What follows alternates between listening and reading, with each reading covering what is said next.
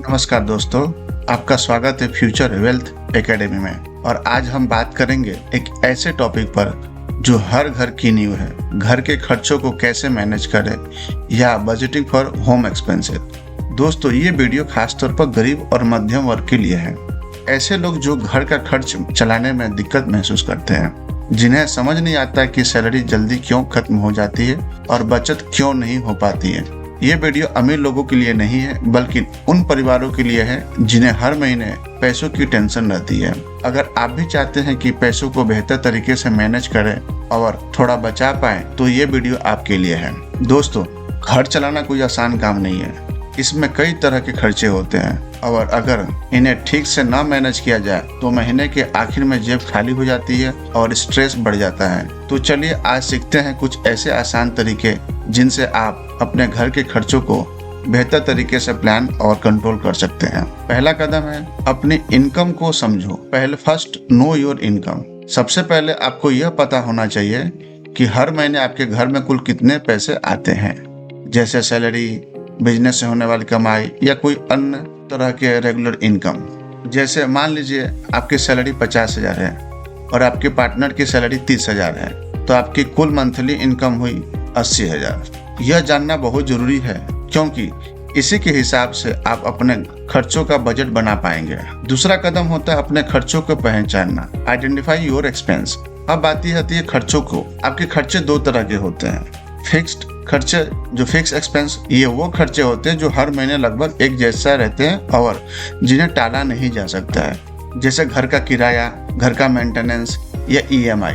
किराना और राशन थोड़ा अमाउंट में ऊपर नीचे होता है, बाकी तो हर महीने ये खर्च होता है। किराना और राशन, बिजली और गैस का बिल, बच्चों की स्कूल की फी, गाड़ी की EMI या पेट्रोल का खर्च, इंश्योरेंस प्रीमियम, इंटरनेट और फोन का बिल। दूसरा आता है वेरिएबल खर्चे, वेरिएबल एक्सपेंसेस। ये वो खर्चे होते हैं जो हर महीने बदल सकते हैं और जिन पर आप थोड़ा कंट्रोल कर सकते हैं, जैसे बाहर खाना पीना, ब्रांडेड कपड़े और शॉपिंग, मनोरंजन, एंटरटेनमेंट, मूवी, घूमने जाना, birthday, marriage, anniversary party, emergency खर्चे, कभी डॉक्टर के पास जाना पड़ सकता है। उसके बाद आता है तीसरा कदम, बजट बनाना। Create your budget. एक बार जब आपने इनकम और खर्चों को पहचान लिया, तो अब आता है सबसे जरूरी कदम, बजट बनाना है। बजट बनाने के लिए 50-30-20 का नियम का इस्तेमाल कर सकते हैं। ये बहुत ही प्रसिद्ध पॉपुलर नियम है। 50% जरूरत के लिए, 50% जरूरतों के लिए, नीड्स के लिए। आपकी कुल इनकम का 50% हिस्सा उन खर्चों पर खर्च होना चाहिए जो आपकी जरूरतें हैं, जैसे किराया, खाना, बिजली, ट्रांसपोर्ट, बच्चों की फी आदि। 30% इच्छाओं के लिए, वांट्स। 30% हिस्सा आपकी इच्छाओं पर खर्च हो सकता है, जैसे बाहर खाना, शॉपिंग करना, घूमना, नया गैजेट लेना।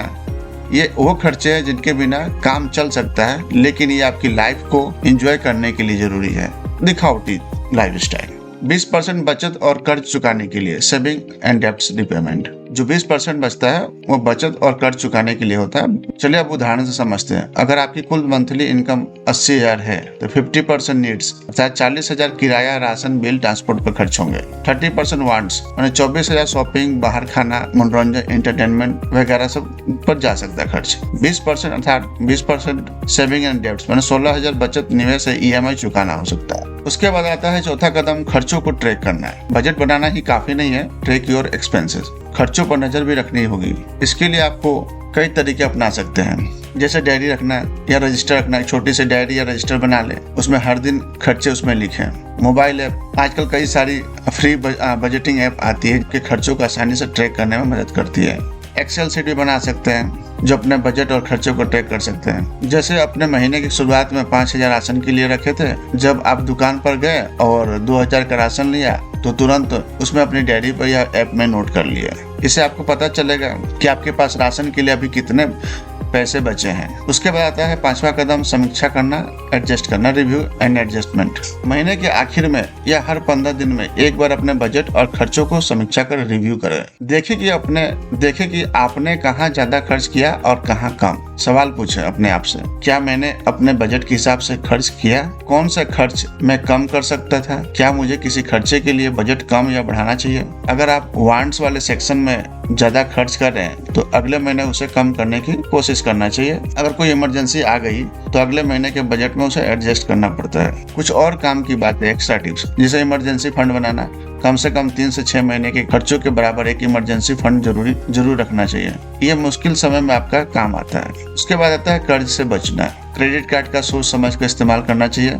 हो सके तो कर्ज ना ले तो अच्छा है। कोशिश करें कि आप पर ज्यादा कर्ज ना हो, कर्ज ना ले। उसके बाद बचत को प्राथमिकता देना है। सैलरी आते ही सबसे पहले बचत के पैसे को अलग कर दे, फिर बाकी पैसों से खर्च चलाए। छोटे छोटे खर्चे पर ध्यान देना। कभी कभी हम छोटी छोटी चीजों पर इतना खर्च कर देते हैं कि हमें पता ही नहीं चलता है। जैसे हर रोज बाहर के चाय, कॉफी, स्नैक्स, समोसा लेना, पिज्जा, बर्गर खाना, इन पर थोड़ा नजर रखें, कंट्रोल करें। पुरानी चीजों को बेच दें। अगर घर में कोई ऐसी चीज है जो इस्तेमाल नहीं हो रही है तो उसे बेचकर कुछ पैसे मिल सकते हैं तो बेच दें। उसके बाद आता है अपना काम खुद करना। Do it yourself. कुछ छोटे मोटे घर के काम खुद करने की कोशिश करें, जैसे बल्ब बदलना, नल ठीक करना, घर के कपड़े धोना, बर्तन धोना। इसे कहते हैं अनावश्यक खर्च बच जाएंगे। तो दोस्तों, आपने देखा घर के खर्चे मैनेज करना कोई रॉकेट साइंस नहीं है। बस थोड़ी सी प्लानिंग, डिसिप्लिन और ट्रिक रखने की जरूरत है। मुझे उम्मीद है कि ये टिप्स आपके फ्यूचर वेल्थ एकेडमी के दर्शकों के लिए बहुत काम आएंगे। अगर आपके कोई सवाल है तो कमेंट सेक्शन में पूछना ना भूलें। और हाँ, अगर आपको ये वीडियो पसंद आया तो लाइक करें, शेयर करें और हमारे चैनल को सब्सक्राइब करें। दोस्तों, अगली वीडियो में मिलते हैं एक और नए और अद्भुत विषय के साथ। तब तक के लिए नमस्कार और धन्यवाद।